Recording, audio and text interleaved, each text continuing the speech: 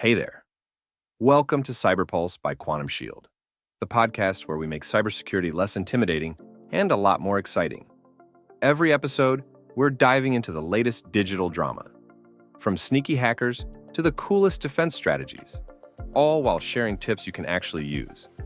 So grab a coffee, get comfy, and let's navigate this crazy digital world together. Ever feel like diving into network security is kind of like jumping into the deep end without knowing how to swim? Uh-huh. Yeah, it can definitely feel that way. It's a big topic. It is. So today, we're throwing you a life preserver, diving deep, but with some guidance. Love it. We'll unpack all the essentials, starting with access control and encryption. Then we'll move on to those frontline defenses, firewalls and intrusion detection systems, and wrap up with everyone's favorite secret passageway VPNs. Sounds like a plan. Let's do it. And thankfully, we've got an expert with us to make sure we don't drown in jargon. Happy to help navigate the waters. All right, so access control. Our source makes a good point, comparing it to a bouncer at a club. Right. But it's not just about who gets in, but also about what they can access once they're inside, Yeah, totally. Like, think about it. Giving everyone a master key to every room in your house. Yeah. Recipe for disaster. Exactly. You want to control who can access what to keep things organized and safe. That's what access control is all about. Right. Like, in our source, they use the example of employees needing different levels of access to company data. Makes sense. Yeah, absolutely. And that's where strong authentication comes in your digital lock and key. Strong passwords. Yeah. The bane of my existence, honestly, but essential. For sure. But honestly, these days, passwords alone aren't quite enough. That's where multi-factor authentication swoops in to save the day. Think of it like An extra lock on the door. precisely. So double the protection. Exactly. It's like having that extra layer of security. Yeah, you need your password A and D, a code from your phone to get in. Much harder for the bad guys to crack. For sure. Now, our source also mentioned ACLs and RBAC. Those always kind of make my head spin a bit. They sound more intimidating than they are, honestly. Think of them like rules for your data. Let's say you have a shared folder online. ACLs and RBAC are like setting permissions on who can view, edit, or share those files based on their role, right? Okay, yeah. So it's about making sure the right people have the right access to the right stuff. Exactly. No more accidentally giving the intern access to top secret files. Whoops. Okay, let's move on to encryption, always a fun one. Our source describes it as turning your data into a secret code, which, sounds pretty cool in theory. It is cool, and it's essential for keeping your data confidential, especially online. Imagine you're sending a postcard with sensitive information anyone could read or read. Oh, yeah. Not good.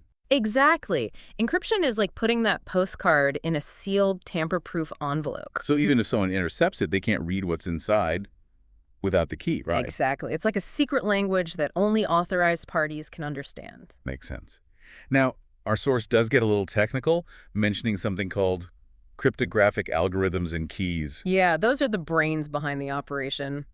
Think of algorithms as the super complex math equations that scramble the data, and the keys are what unlocks that scrambled message. And this is all happening behind the scenes for most of us, right? Like, I don't need to be a cryptography expert to send an email. Exactly. That's the beauty of it. It's quietly working in the background, protecting your data every time you shop online, use mobile banking, the list goes on. It's pretty amazing when you think about it. Yeah. Okay, so we've tackled access control, the guardians of our data, and encryption, our secret code protector. What's up next in our security arsenal? Firewalls. Ah, yes, the class. The OG, right. But seriously, they're crucial. They act like a shield, monitoring all that incoming and outgoing network traffic and blocking any unwanted visitors. So they're literally a wall between your network and the big bad internet. In a way, yeah. Think of it like a security checkpoint at a building. They're using security policies, which are basically a set of rules to filter that traffic. Anything that matches those rules gets through, and anything that doesn't, well, it gets bounced. Rejected. No entry. Exactly. Now, our source talks about different types of firewalls. What's the difference? So you've got your network level firewalls. Those are like your classic security checkpoint, checking everyone's ID at the door. Then you've got your application level firewalls. They're more specialized, like having security guards stationed at different points within a building. They're looking for more specific threats and can block them based on what applications or services are being used. So double the protection. Exactly. It's all about layering those defenses. Love it. Okay, so even with the best firewalls in place, Are there still ways for sneaky things to slip through?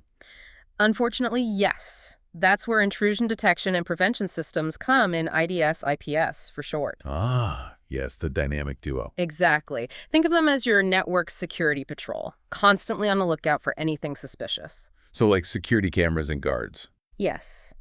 An IDS is like a security camera. It records suspicious activity and sends alerts so you can review it later. An IPS is more like a security guard who can take immediate action to stop an intrusion in real time. So they're actively monitoring, analyzing, and stopping threats. That's reassuring. Yeah, absolutely. They're looking for those patterns and behaviors that might indicate malicious intent, like someone trying to access files they shouldn't or trying to sneak in through a back door. And they can either just log the attempt or actually block it completely. That's amazing. Technology is pretty incredible. It really is. And it's constantly evolving to keep up with the bad guys. Okay, before we wrap up, let's talk about VPNs. Our source describes them as creating a secure tunnel through the internet. Exactly. It's like having a secret passageway for your data. Yeah. Back in the day, spies would use secret tunnels and hidden passages to get around undetected. Exactly. VPNs are kind of similar. They create a secure connection, like a tunnel between your device and the internet, encrypting your data along the way. So even if someone's snooping on the network, they can't see what you're doing. Exactly. It's like those armored cars they used to transport money. Even if someone tries to intercept it, they can't get to the good stuff inside. That's a great analogy. Now, our source mentions a few key benefits of VPNs, like securing remote connections, accessing sensitive resources securely, and enhancing privacy, all super relevant in today's world. Absolutely. Whether you're working from a coffee shop, traveling, or just browsing online, a VPN adds that extra layer of security and privacy, making it much harder for anyone to track your online activity or steal your data. So if I'm on public Wi-Fi, using a VPN is a good idea. Always. Those public networks are a breeding ground for hackers. Noted.